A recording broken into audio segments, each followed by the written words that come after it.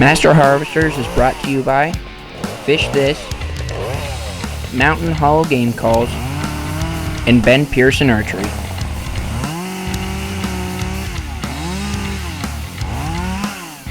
Hi, and welcome to Master Harvesters episode number 9. My name's Eric Grimm.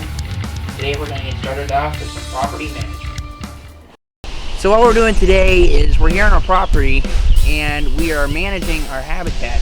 What we're doing is we're taking out some of the overgrown underbrush that has come. And the reason that we're doing that is we want balance in between our upper canopy and our underbrush.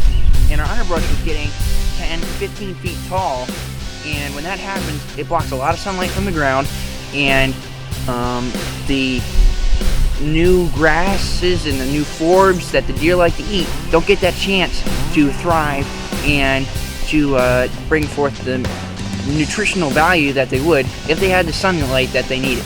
So we just opened this up. It's a small spot here, but as I said before, balance is the key. Balance. If you're in an area where you have a huge amount of canopy, then you're going to kill all the underbrush and the deer won't feel comfortable in there unless it's dark. Now they may use it as a travel corridor, and in that case, you know, it's a good place to set up. But most of the time, they're going to try to stay away from that area. But what we've done here is we made a small clearing in where there's a lot of brush. In this way, the deer will come here and they'll kind of have this as a holding area before they go on to their food plots. So, just one tip, and let's keep moving on the day. We got more to do.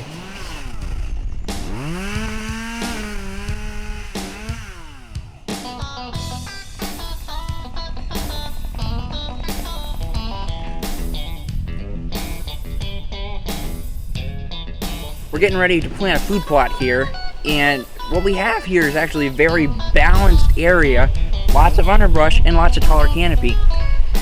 But seeing as though we're going to plant a food plot, we need to eliminate some of this underbrush and drop some trees. And instead of cleaning them all up right away, what we're going to do is we're going to let them lay for about 2 weeks. The deer will actually browse on some of the leaves, and then after 2 weeks, everything will shrivel up and will be nice and dry. We'll do a prescribed fire that'll clean up a lot of the little twigs that we have the problem with when we're shooting our bows or with our rifles that will deflect our shot. Do a prescribed fire, take care of those twigs, then we'll remove some of the brush and we'll leave some here. That'll make the deer a lot more comfortable while they're here feeding in this food plot.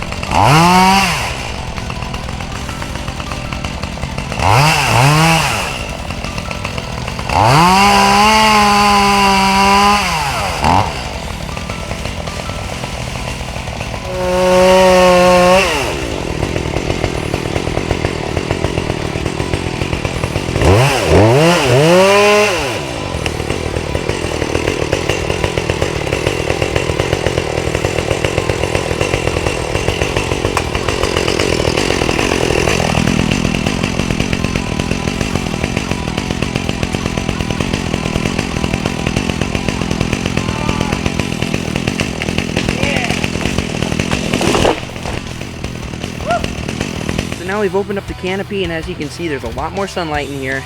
And so we're gonna let everything lay for about 2 weeks, and we'll come back, do a prescribed fire, and we'll be ready to see up in the tree stand.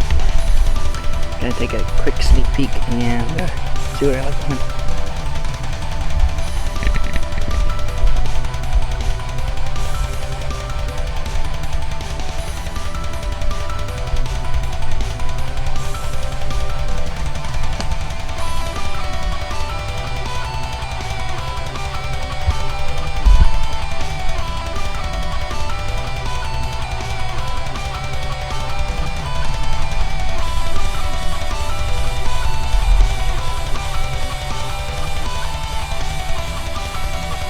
Food plot area, and this place needs a major haircut, but this is already somewhat of a travel corridor here.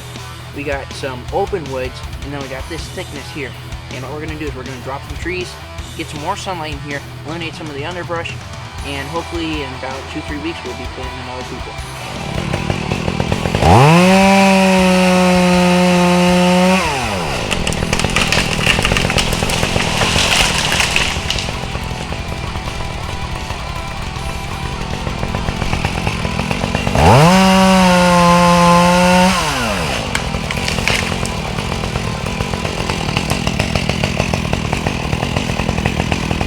So we're going to switch gears now and prepare our beard and our spurs from turkey season into some trophies hanging on the wall.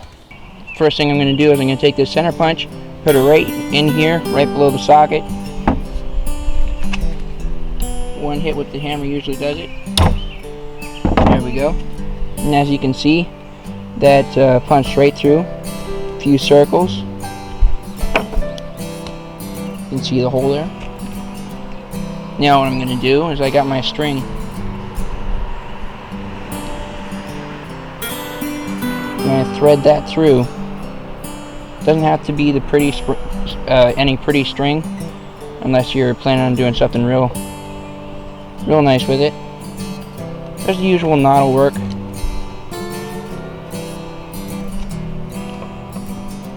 Okay, number one. So now I've gone ahead and tied on my second one. If you remember, actually this was from the hunt in episode number 7, where I harvested the gobbler that had a limp, and you can see that real well. It's all dried out now. It's just one big pad, one toe there. Just pretty gnarly, but I got that tied on there. Now I'm going to go ahead and attach my beard to the trophy. The next thing to do is to go ahead and pop out your firing pin.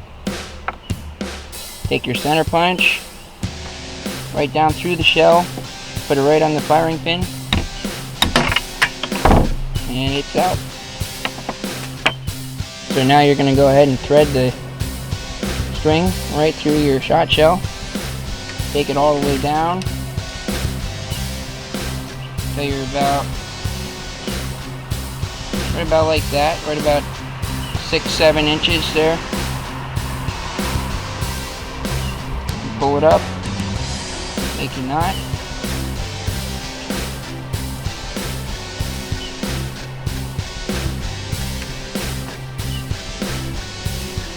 Make another knot here.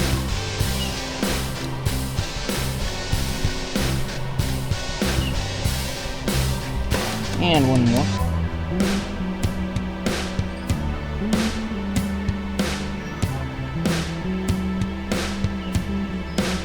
That right there should do it. And we've got our string tied as a knot through the firing pin hole. Now for the next step. Snip off right behind this knot my Leatherman tool. Alright, so now we've got our shell, we've got our spurs and our legs, and now we got to attach our beard to the shot shell.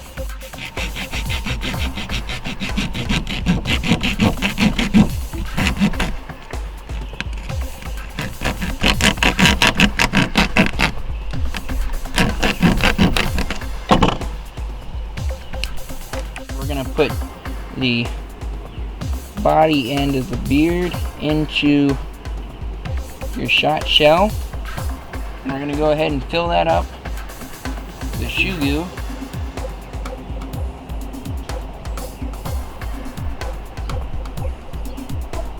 All the way around the outside, just like that. And then we're going to stick this in.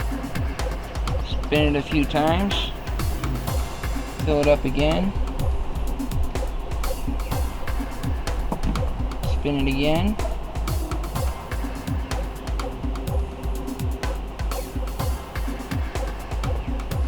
Then let it set.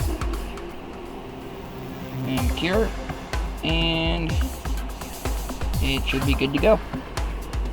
After allowing the shoe goo to dry and applying your name and date to the shell, your trophy is all ready for the wall. Thanks for watching another episode of Master Harvesters. Hope you enjoyed it. Remember, as you go through the week, to thank God for the blessing that He gives us, and also to spend time in His Word. Thanks a lot for watching. We'll see you next week for another episode of Master Harvesters.